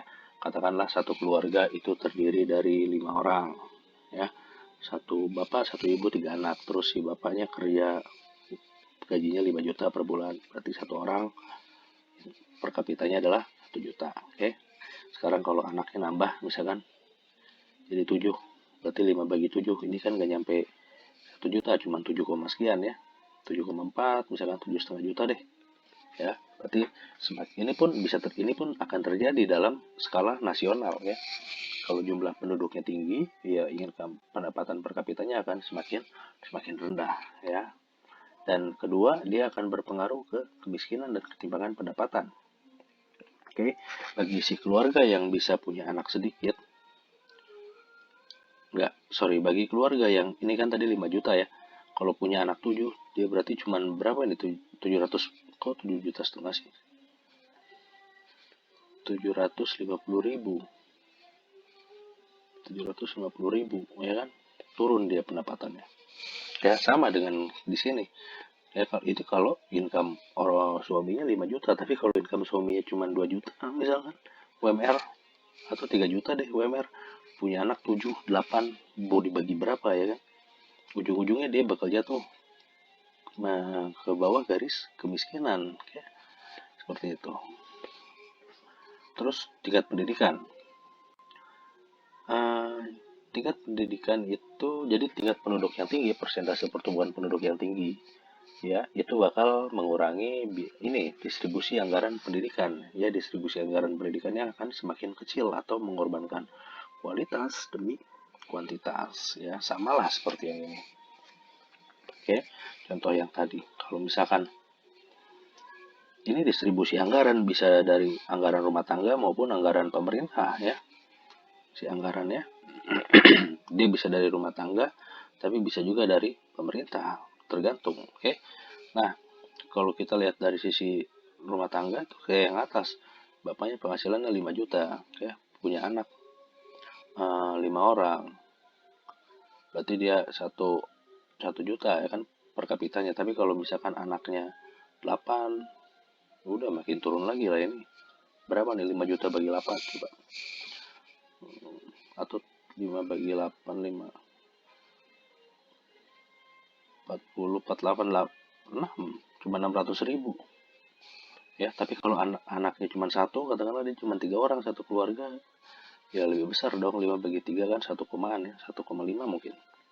Oke, nah ini dia, semakin tinggi nilai per kapitanya, ya, semakin tinggi nilai per kapitanya, maka si distribusi anggaran pendidikannya juga akan semakin tinggi. Katakanlah 30% dari biaya ini bisa dipakai buat sekolah anak, ya kan? Nah, kayak gitu. Tapi kalau di sini mungkin masih bisa 30%, tapi yang di sini udah nggak mungkin 30% dipakai buat sekolah anak. Itulah kenapa tingkat penduduk yang tinggi itu menyebabkan distribusi anggaran pendidikan semakin kecil. Oke. Nah, kasusnya ini sama dengan biaya kesehatan, ya. Makanya saya kasih tanda panah merah nih. Jadi kalau jumlah tingkat penduduk yang tinggi ini dapat menyebabkan distribusi anggaran kesehatan yang semakin kecil atau sama, mengorbankan kualitas demi kuantitas, ya. Nah, selain itu ternyata ini banyak riset yang menemukan bahwa jarak kelahiran yang dekat ini beresiko menurunkan berat badan bayi, ya, atau apa ya namanya ya, nggak normal lah berat badan bayinya, dan dia meningkatkan tingkat kematian bayi dan anak seperti itu ya. Atau kalau zaman sekarang tuh dia berpengaruh juga ke ini, stunting ya, tinggi badan. Oke, lalu yang kelima ya ini samalah, ini tentang ketersediaan bahan pangan, lingkungan hidup. Ya ini nggak jauh beda sama penjelasan sebelumnya. Terus kalau migrasi internasional, yang ketujuh ini tuh kayak gini. Jadi kalau penduduknya tinggi ya, yang peran paling menonjolnya, dampak paling menonjolnya itu adalah kelebihan tenaga kerja di negara tersebut. Ya, karena populasinya tinggi. Populasinya tinggi kan berarti jumlah tenaga kerjanya tinggi. Yang ada adalah excess supply ya, atau kelebihan penawaran tenaga kerja. Sedangkan lapangan tenaga kerjanya ini kan yang tersedia terbatas ya. Demand for labor-nya ini terbatas. Terus yang ada apa? Yang ada mereka pergi ke luar negeri, atau pergi bermigrasi ke luar negeri, ke negara yang lebih maju, bekerja di sana dan lain sebagainya. Ada juga yang kalau teman-teman lihat apa ya, jadi ini mungkin yang bekerja di luar negeri, TKI seperti itu ya, kurang lebih. Lalu apa lagi ya? Nah ini beberapa pendekatan kebijakan ya. Yang pertama, pemerintah ini dapat mengaruhi masyarakat agar memilih pola keluarga yang kecil. Ini biasanya bisa lewat iklan atau proses pendidikan ya. Ini salah satu dulu yang dilakukan oleh Soeharto ketika melakukan KB ya. Mereka lewat proses pendidikan dan lain sebagainya. Oke. Terus yang kedua, ini juga program keluarga berencana, tapi yang dilakukan misalkan kayak dukungan pelayanan kesehatannya atau penyediaan alat kontrasepsinya ya, seperti itu. Terus yang ketiga, manipulasi insentif dan insentif ekonomi kayak penghapusan atau pengurangan jangka waktu cuti hamil dan jumlah tunjangan, terus penghapusan insentif atau pengenaan sanksi bagi anak di atas batas maksimum, atau pengembangan sistem tunjangan hari tua ya. Pengembangan sistem tunjangan hari tua bagi orang tua, jadi mereka tuh nggak perlu berpikir oke, gue punya anak nanti masa depan gue lebih terjamin karena ketika gue tua anak gue yang akan ngasih uang, gue nggak kayak gitu ya, karena mereka punya sistem tunjangan hari tua ya. Nah kalau sisanya ini tadi penghapusan, pengurangan jangka waktu cuti hamil, terus pengenaan sanksi bagi anak di atas batas maksimum, ini pernah dilakukan oleh Cina ketika mereka ingin menurunkan jumlah populasinya waktu itu ya. Jadi kalau anak di atas satu, jadi satu keluarga satu anak ya. Ketika anak yang kedua lahir, dia nggak bakal boleh sekolah di sekolah manapun di negara tersebut. Ya, terus si anaknya itu nggak bisa mendapatkan pelayanan kesehatan dan lain sebagainya. Itu yang dilakukan di Cina waktu mereka menekan angka populasi. Oke. Terus tapi si anak pertamanya, kalau si keluarga yang cuma punya satu anak, anak pertamanya ini dapat semua hal, dapat pelayanan kesehatan, dapat pelayanan pendidikan dan lain sebagainya. Oke, nanti di akhir coba akan saya tunjukkan papernya ya. Yang lalu yang keempat, memaksa rakyatnya secara langsung ya, pemberlakuan peraturan perundang-undangan dan sanksi. Ini pun dilakukan oleh Cina ya. Kalau teman-teman tahu di Indonesia melakukan aborsi itu melanggar hukum. Oke, tapi kalau di Cina itu harus dilakukan ketika mereka sudah punya anak satu. Jadi ketika mereka udah punya anak satu nih, terus mau punya anak lagi yang kedua, nggak boleh, mereka harus aborsi, gitu. Ya, itu yang dilakukan di Cina. Dia memaksa rakyatnya secara langsung. Oke, lalu yang kelima, menaikkan status sosial dan ekonomi kaum wanita. Ya, ini yang tadi kita udah bahas ya, bahwa ketika si status sosial dan ekonomi kaum wanitanya naik, ini mendorong kaum wanita untuk menjarangkan kehamilan dan menunda perkawinan. Ini yang tadi kita bahas, kenapa teman-teman pilih kuliah dan lain sebagainya ya tadi, dan seterusnya. Lalu yang keenam, ini ada LSM atau NGO. NGO ini non-governmental organization, dia organisasi di luar pemerintahan, tujuannya bukan buat mencari laba. Biasanya dia datang dari negara maju ke negara berkembang ya, istilahnya kalau di bahasa Indonesia LSM lah ya, lembaga swadaya masyarakat. Nah, ini dapat berupa ini kebijakannya, bantuan, penyediaan bantuan untuk riset ya. Riset untuk apa? Riset untuk mengembangkan metode dan teknologi pengendalian kelahiran. Misalkan kalau zaman dulu tuh ada pil kontrasepsi, terus ada IUD, terus ada metode sterilisasi. Ini kan metode-metode untuk menghindari kelahiran ya, seperti itu. Nah, seperti itu beberapa pendekatan kebijakan yang bisa dilakukan oleh pemerintah dalam mengurangi tingkat pertumbuhan penduduk. Oke, barusan tentang beberapa pendekatan kebijakan yang bisa dilakukan sebuah negara atau negara-negara berkembang untuk menurunkan tingkat pertumbuhan ekonomi ya. Nah, terus di sini saya punya beberapa paper. Ada dua sih. Yang pertama ini judulnya History of the Chinese Family Planning Program dari 1970 sampai 2010. Si paper ini merupakan salah satu paper favorit saya, walaupun dia nggak ada ekonometriknya ya. Tapi ini penulisnya Chun Tong Wang ya. Si paper ini tuh bercerita tentang sejarah si Cina dalam mengatasi pertumbuhan penduduk yang tinggi, sehingga mereka bisa menekan sampai angka yang hampir sama dengan yang bukan sorry angka yang cukup rendah bagi negara berkembang ya. Ini ada angkanya nanti di sini. Oke, dia bilang bahwa si TFR ya kayak gitulah. Nanti ini ada, teman-teman silahkan baca papernya. uh, karena ini cukup menarik ya. Nanti dia bilang ada banyak hal di sini. Kalau misalkan aborsi di Indonesia itu dilarang, kalau di Cina itu dia malah dianjurkan. Pada kebijakan yang berapa. Jadi si kebijakannya itu ada rentet waktunya. Ada kebijakan pertama keluar nih masih gagal, kebijakan kedua masih gagal, kebijakan ketiga, dan terakhir pada tahun 1979 itu dikeluarkan kebijakan bahwa satu keluarga satu anak kayak gitu loh. Nanti ada kebijakannya lagi, tambahan lagi dan seterusnya ya. Teman-teman boleh baca si paper ini.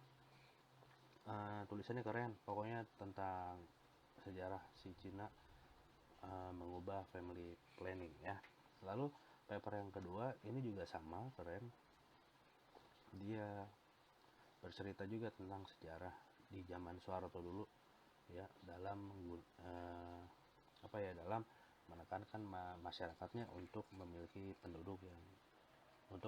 anak cukup dua ya, dengan program keluarga berencana dulu. Ini dulu si Soeharto itu, Pak Harto itu menggunakan pendekatan ini volunteer ya, volunteer di masing-masing desa ya, sehingga mereka ini memberi arahan atau memberi ya kayak semacam dogma ya, sehingga si si penduduk atau masyarakat Indonesia itu akhirnya ya mereka menjadi percaya bahwa jumlah anak yang efektif dalam keluarga itu cukup dua saja, seperti itu ya. Nah, ini ada 108 village family. Pokoknya ini menarik nih. Nanti dari kader namanya kalau nggak salah ya. Ada kader, terus si teman partai itu ada kader KB. Dari kader nanti mereka jadi bisa punya anak tua yang berasal dari masyarakatnya dan tanpa digaji gitu di masyarakat itu ya, sehingga mereka menyebarkan informasi tentang keluarga berencana dan lain sebagainya. Pokoknya intinya tentang keluarga berencana sih yang informasi yang disebarkannya ya. Dan ya itu sukses dalam mengurangi jumlah anak dalam satu keluarga di Indonesia. Oke, teman-teman juga boleh baca papernya walaupun nggak ada ekonometriknya, tapi ini menarik karena intinya sih tentang sejarah ya paper ini. Oke, nah terus kita balik lagi ke sini. Oke, jadi kuliahnya mungkin saya rasa videonya akan sampai di sini saja karena udah terlalu panjang. Kalau saya jelasin lagi si paper ini nanti si kedua paper tadi akan menjadi sangat panjang si kuliahnya. Jadi saya cukupkan sampai di sini saja videonya. Kalau teman-teman ada yang ingin ditanyakan, coba dicatat menit keberapa, materi tentang apa. Nanti di Zoom kita bertemu, teman-teman boleh bertanya. Oke, sekian dan terima kasih.